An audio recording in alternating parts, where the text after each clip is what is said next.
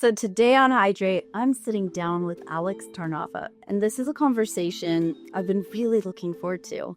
Alex is someone who doesn't just talk about wellness trends, he questions them, tests them, and challenges what actually works at the cellular level. After going through his own serious health crisis, he became deeply focused on inflammation, energy, and the science behind recovery. And what he discovered changed everything for him. We're talking about hydrogen, mitochondria, and why so many products sound convincing but fail to deliver real results. If you care about understanding your body, cutting through wellness noise, and learning what actually is backed by science, you don't want to miss this episode.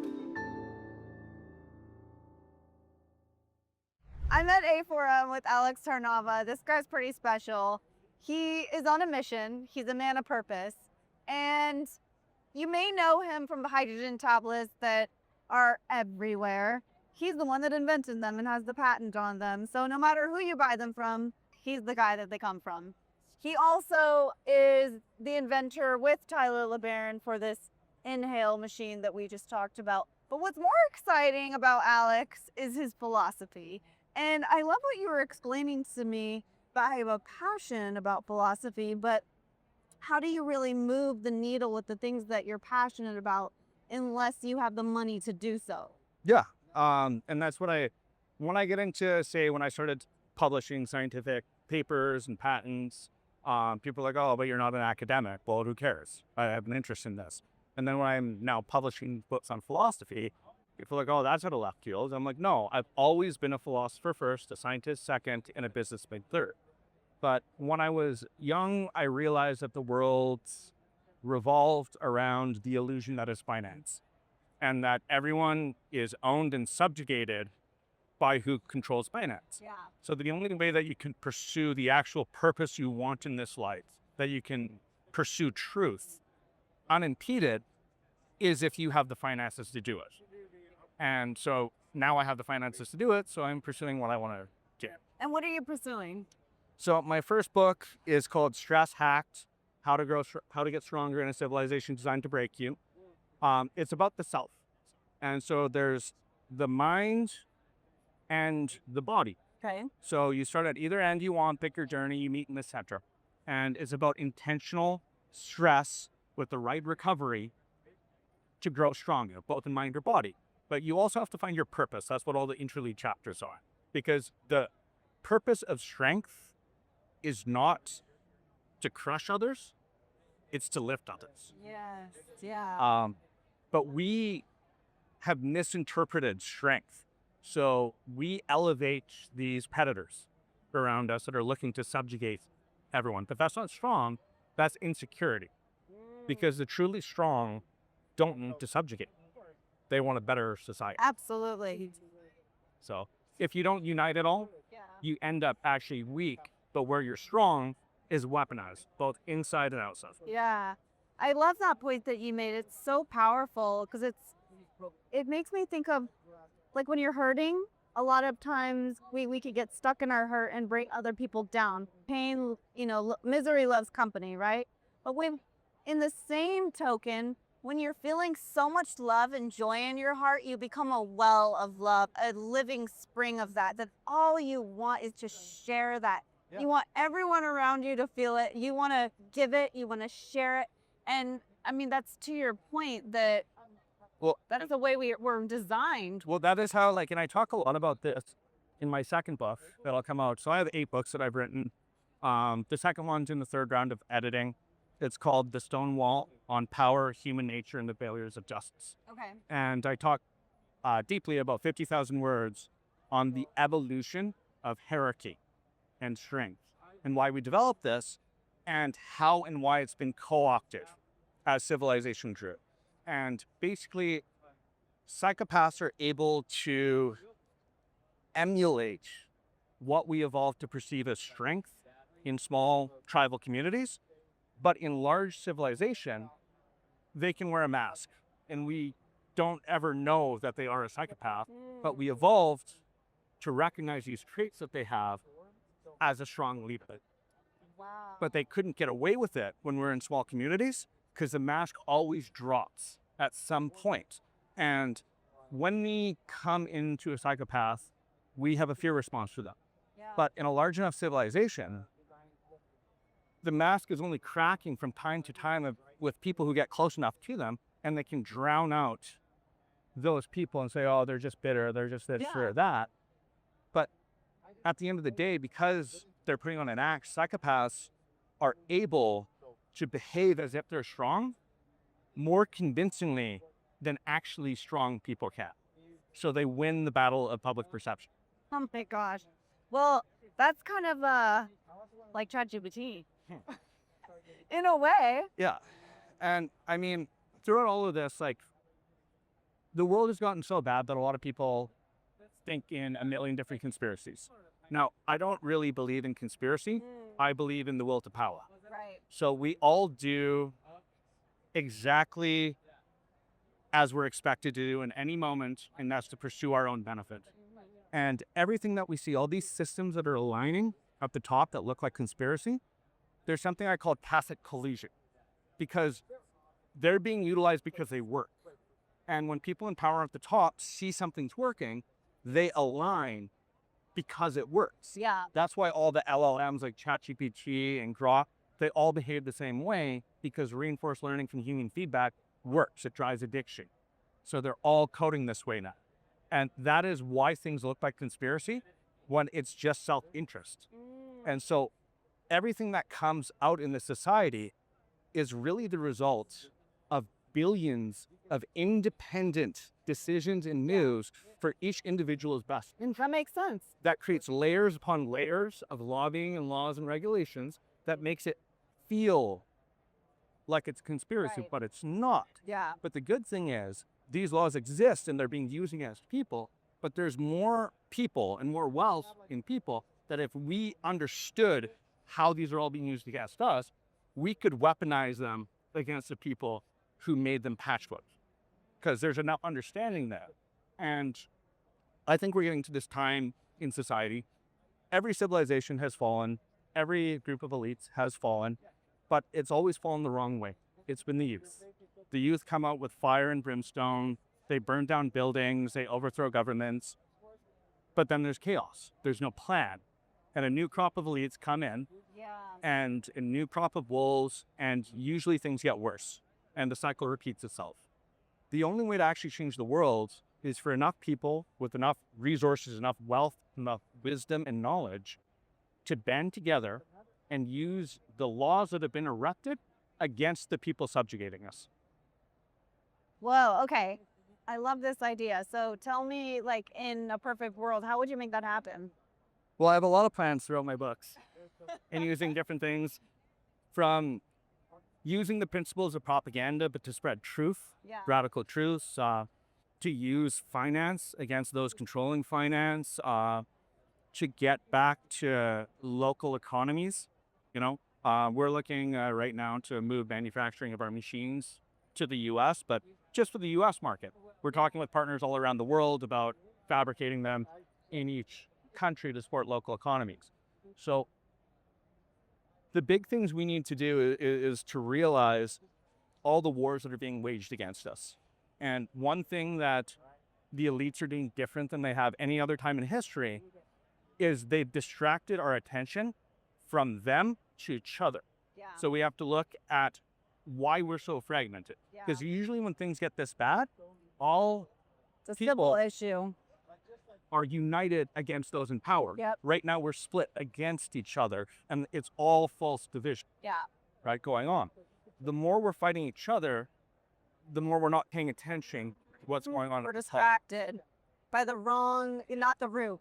Wrong. Exactly. Yeah. So we have to look at propaganda, we have to look at education, we have to look at the capture of science. I don't believe in conspiracy in science, but we can look at how our understanding of empirical evidence has evolved since the late 1950s.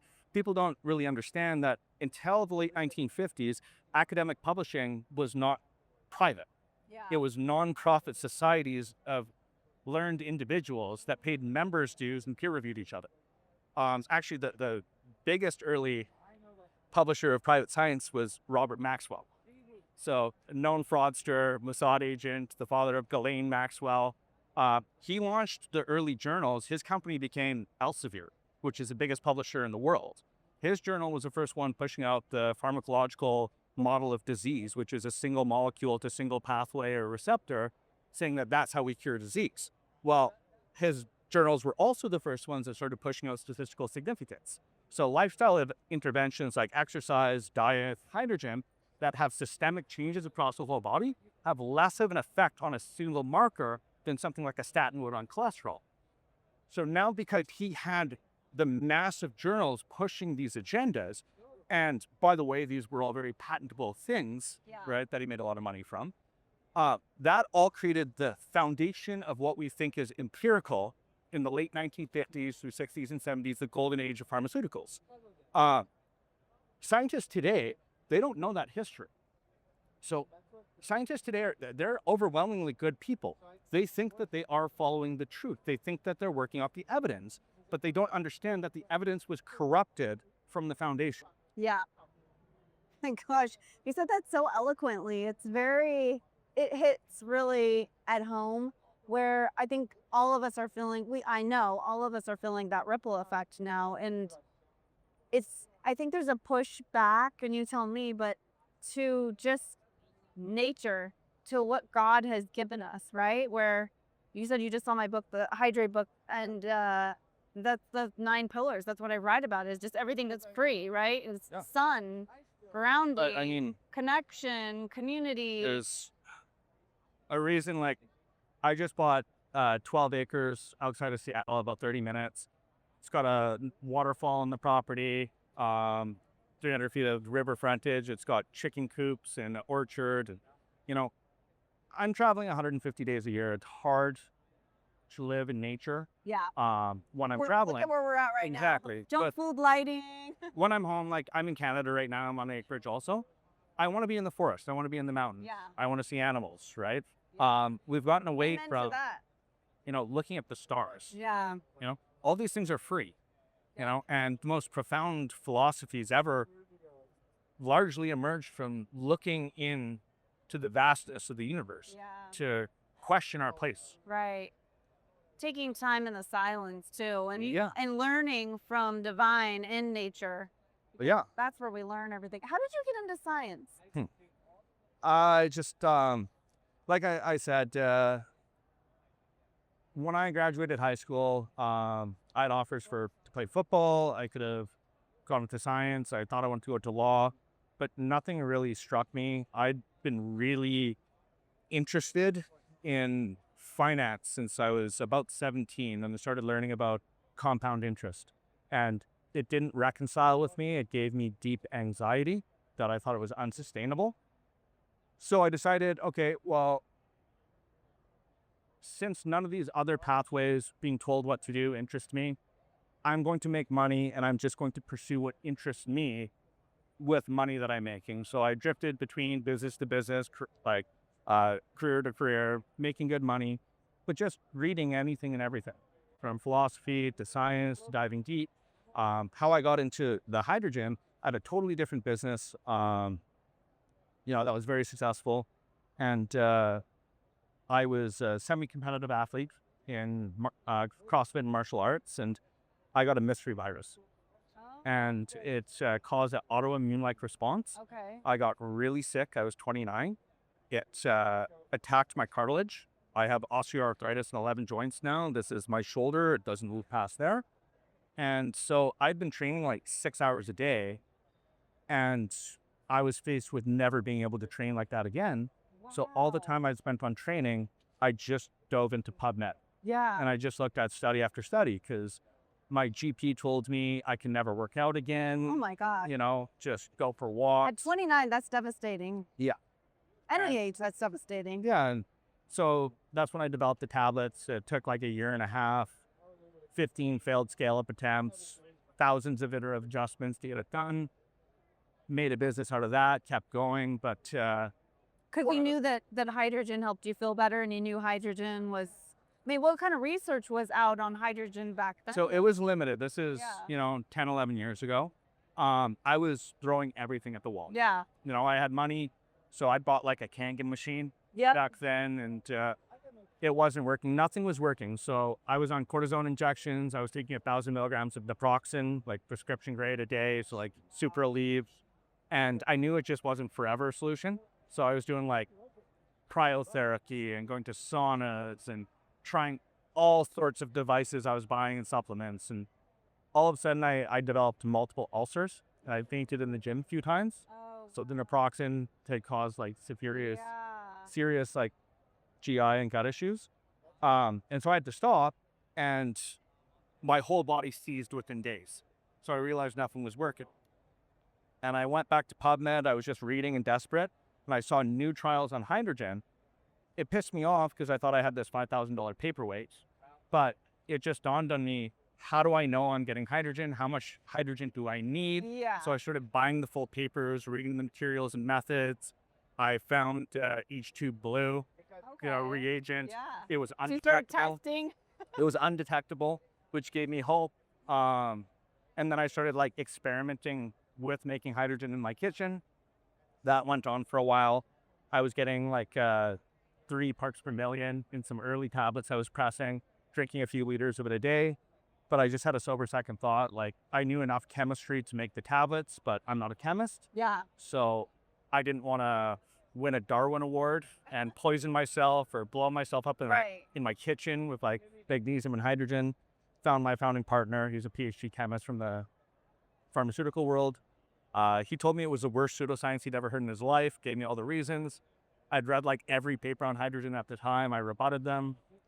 And yeah, he said, okay, I'm blown away that there's evidence at all in this, so I'll take a look. I don't believe it. But I just kind of taking a risk in a way because it wasn't like the market wasn't demanding it. no, there was no mark. Yeah.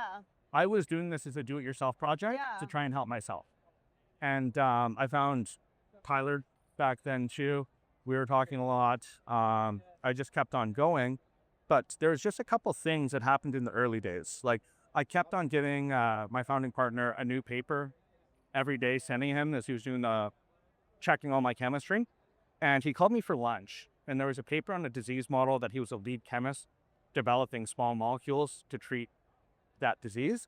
And he said, listen, the other papers, I just looked at the methodology and results and conclusion, but I'm a subject matter expert on this one. And unless this is fraud, this stuff works. Wow. Are you sure you just want to do this as a do-it-yourself project? Yeah. I didn't really want to get into the supplement industry. I had a lot of negative thoughts about it, but I considered it. And then I'm like, okay, maybe I'll do it. And then like found an attorney to look into like securities law to raise money and find out all the laws around there. And his wife had a Kangen machine. Oh, really? And I was like showing him my technology. Those things are insidious. Yeah. And like explained to him what had happened with the Kangen and why I developed the tablets. And he said, listen, he was like, this would have been a $10,000, $15,000 bill. I'm not going to charge you as long as you shake my hand and tell me that I'll be your attorney. Okay. And so that was like a second, like maybe I should do this. Yeah. And Another green light. yeah, then I developed the first tablet and I had a bit of a panic attack. I'm like, I have nothing but anecdotal evidence that this works. And so I emailed every first and corresponding author on every paper on hydrogen at that time, offering free product, free placebo, donations, and that they own the results. Okay. So they can publish whether it works or it doesn't. Okay. Because at the end of the day, You really wanted to know the truth. yeah. Because like I'm a big believer in truth and science, and I don't want to be beholden to my own desires for money. Right. Like if it doesn't work, the world needs to know. Yeah. So I don't think anyone is capable of having that type of responsibility. Yeah. So the only way to do that is to never give that power to yourself. Yeah. To be like, you do it, you have the power. Tell me if this works or it doesn't. Yes. I don't have ownership. You have ownership.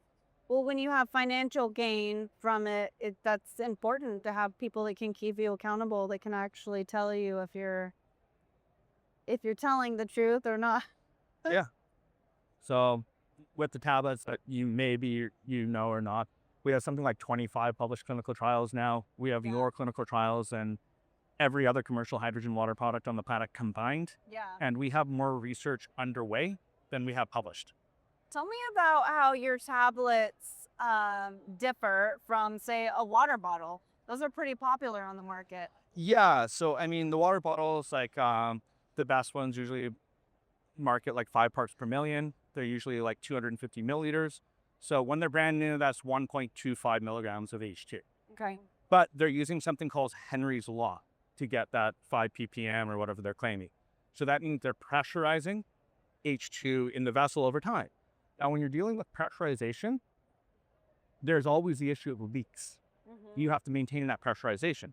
So in a lot of these bottles, within a few uses, the gasket starts separating and it doesn't pressurize. So now you're not getting 5 parts per million. You might be getting 1 or 0.6 parts per million. Now it's nowhere close to the minimum threshold for a physiological relevant dosage. Yeah. With the tablets, we're using a totally different method in physics. And basically what we're doing is we're making small nanobubbles. So the majority of the hydrogen isn't dissolved. We don't require pressurization. When you're making nanobubbles, think back to say like COVID-19. When they're like, oh, we're just joking. Actually, COVID can travel like hundreds of feet and stay in the air forever. They should have known that looking at the particle size of the virus. Yeah. Because we know when you go below 5 microns in a particle, whether it's a particle or a gas bubble, whether it's in the air or an aqueous solution, it has different laws of physics, you know, between lift and gravity, Correct, yeah. and it never settles. Like say in pharmaceuticals and in supplements, when you have nano ingredients or micronized ingredients, they don't have to be water soluble because they become dispersible. Okay. They never sink and they never float. So it's the same thing with our nanobubbles. So that's how we're getting like 12 parts per million in 500 milliliters, meaning we're giving a 6 milligram dosage. Okay. So right away, even when those bottles, the best ones, are brand new, our dosage is still 5 times as high. But Wow. once the gasket starts leaking, we can get 30, 40 times higher. Okay, so it's consistent. It's You know what you're consistent. gonna get. Exactly. And the thing with the water bottles, maybe you're gonna get that higher dosage when you first get it, but most people aren't gonna be sitting there with the blue Measuring. Yeah, exactly. measuring to see. So okay. And then also too, they're consumer devices, usually coming from China. Are there impurities in them? We don't know because they don't have to test. The good thing about the tablets is we are making these in the US, in California. So they have to pass to California Pop 65, which is the most stringent testing for heavy metals on the planet. Yeah. You know, so we're like hundreds of times lower than EPA limits for everything. No, for instance. What if you took a tablet every hour? How would that measure up as in terms of accumulating in your body? For heavy metals, it'd be fine, right? Like well below the limit. But you wouldn't want to for a couple reasons. Okay. One, you'd be getting too much magnesium, Okay. right? So there is like 80 milligrams of magnesium per tablet. So you'd be way above the RDA of magnesium. But two, how hydrogen works in its mitohormetic, capacity. Think of it like exercise for the mitochondria. So it's stressing out the mitochondria. You want that stress and then that recovery. Yeah. So if you're taking it every hour, it's just continuous stress. It'd be like working out constantly and never having a recovery day. Yeah. Okay. So how would you suggest you take the tablets? What is your suggestion? Empty stomach, Okay. 1 to 3 times a day, Okay. and as much water as you can chug.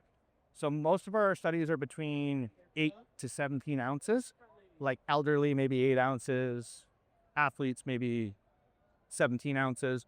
Personally, I can chug a liter of water first thing in the morning. So I drop a few tablets in a liter, put some like creatine, some caffeine, some other stuff in there. So you can and I go add chug. other things to it as well. Yeah, for the water. usually don't stir though. So Right. add it in and then drop the tablet. And Okay. like they can always like email my website. My team can respond if we've done like chemistry to make sure that what you're adding isn't going to react with the tablet. Yeah. But there's very few things that do. Have you tried Quinton with the tablet? Well, I know someone who has all the time. You do. Yes, this is something I do every morning. So when I spoke to Francis Cole, he's the owner of Quinton Labs, he says, don't do that. And then Tyler says, no, that's fine. Yeah. And honestly, my personal anecdotal experience is that it felt amazing. So what else are you taking that you really believe in right now?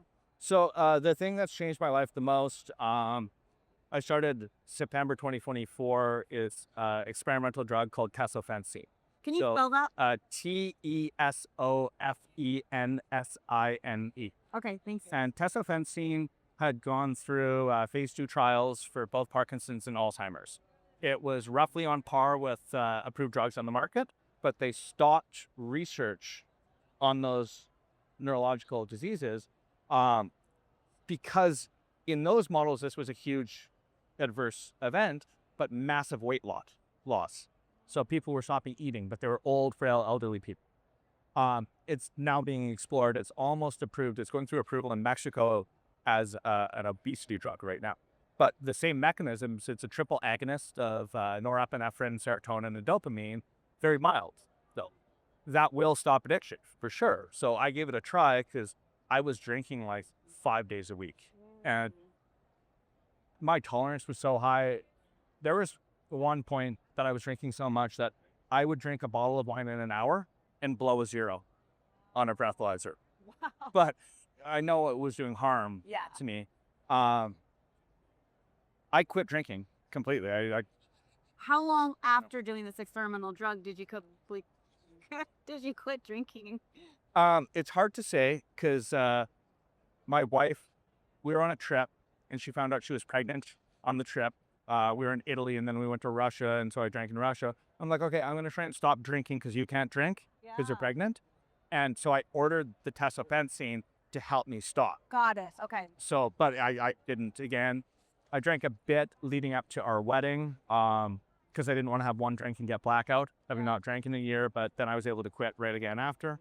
So that helped me. My brain started clearing a lot when I stopped drinking. And then I started some peptides, Cimax, Selank, and Dihexa, wanting to repair any damage I'd done from like a decade of drinking almost every day.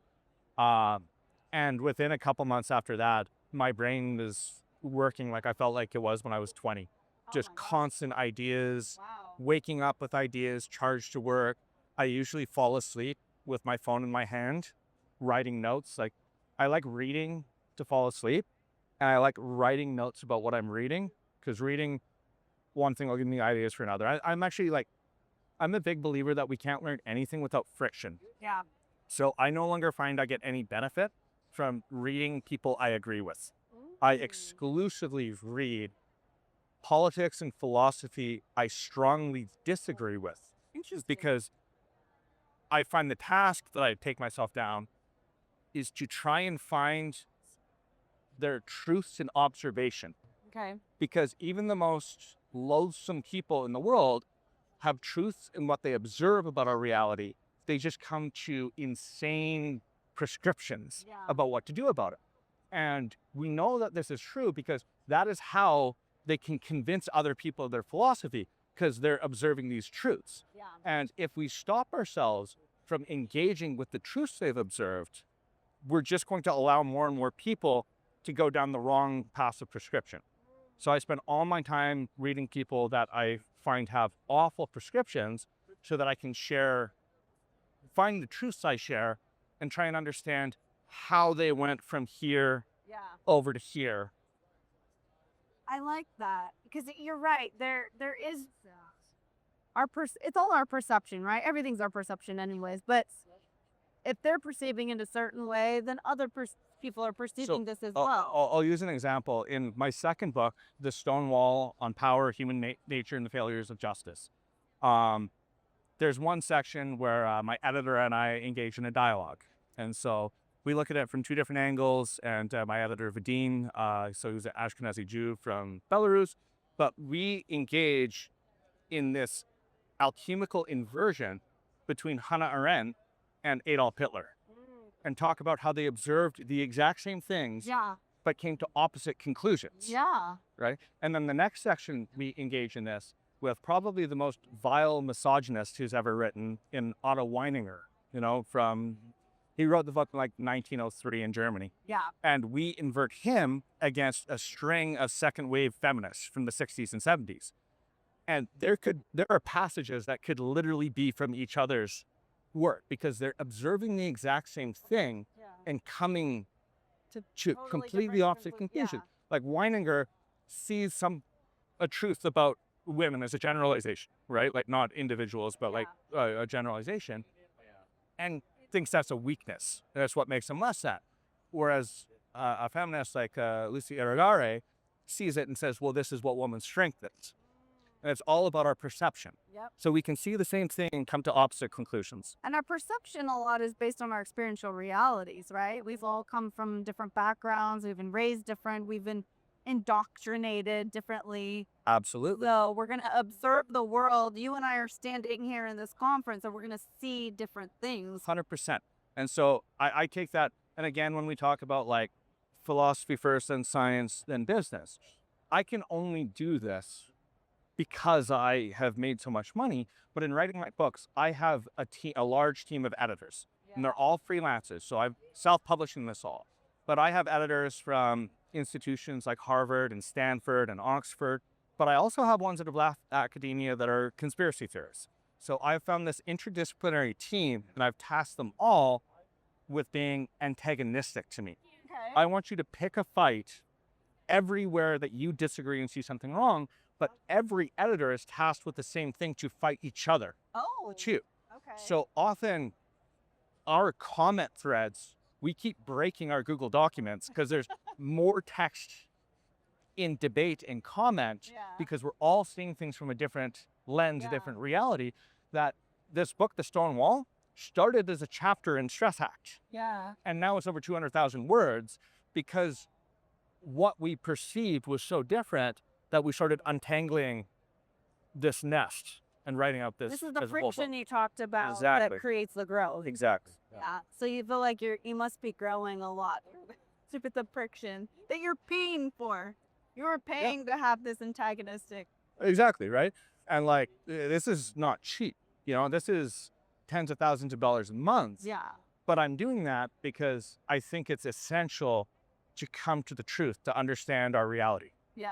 Yeah. Tell us about your wife. Like, is she like you? Does she like to debate you? Do you guys debate at home? Is this what you... On some subjects. But I mean, she's a strong woman. She came from, she's from Russia. Okay. Like, so she moved to Canada when she was 11. She's gone through hardship. Her parents were doctors in Russia. Her mom took her and her brother here. They lived in a 1-bedroom apartment, you know, so she's had nothing. She knows about struggle. We're both extremely blunt. But it's okay to say whatever you're thinking in the home. Yeah. The complete bluntness. No one gets their feelings hurt. No. Like, and like my background is Slavic also, so I grew up extremely blunt. A lot of people get offended by it, but I tell everyone, just be honest with me. I appreciate just brutal honesty. And I tell everyone I do business with, you won't always like what I have to say, but if I say it, I mean it. Yeah. Because I really believe in not promising something you do not know you can follow through with. Amen. I would much prefer to under-promise and over-deliver, and I would always prefer other people to do that to me. Yeah. You know, I really want to know where I stand at all times, and I think this fear of not being perfect and this fear of letting people down causes tremendous harm to our relationships. So like Because, how? well, none of us are perfect, right? And if we're all afraid of this image, like we have to be better than everyone else, well, everyone is forced to lie at all times. Right. And then nobody Put on a lies. mask like you talked about. Yeah. Yeah, exactly.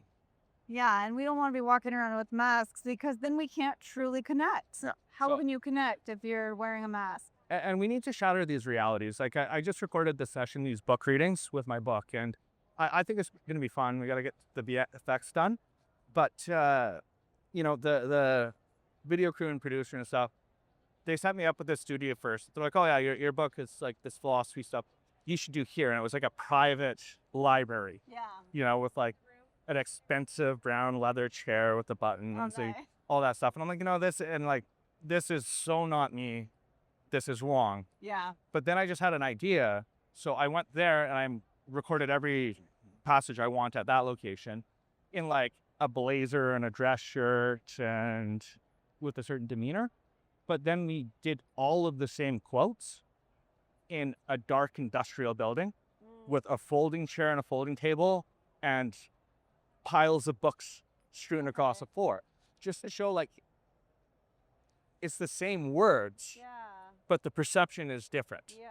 You know, why does this setting all of a sudden give someone an authority, but those same spoken words at a dilapidated building Yeah. isn't supposed to? Yeah, the dichotomy brings like a whole more holistic view. Yeah. Is there any questions that I didn't ask? Something that you would like to bring up or that you're wanting to share with the hydrated audience? We could bring it back to hydrogen. Okay. You know, what I'll say is hydrogen is like any other molecule. It works in a dose and concentration dependent manner. Yeah. So all these companies just saying this is hydrogen water, well, what does that even mean? Yeah. What dose are you giving people? How are you telling people how to take it? Right? We understand the mechanisms of hydrogen. We know how it works. We need more research on dosing for each indication, each population. But we know enough to know that people shouldn't be doing a low concentration and just sipping it all day long. Yeah. Like, that's not going to work. Okay. So anybody listening here, if you feel the call, we need more research on hydrogen, specific indications and dosage. And if you are a researcher, like I said, I fund research all over the world. We have more research underway than we have published, and we have more published than everyone else combined. And I donate. I connect with other professors around the world to help collaborate. And I don't own the data. So if it doesn't work, publish it, because people should know.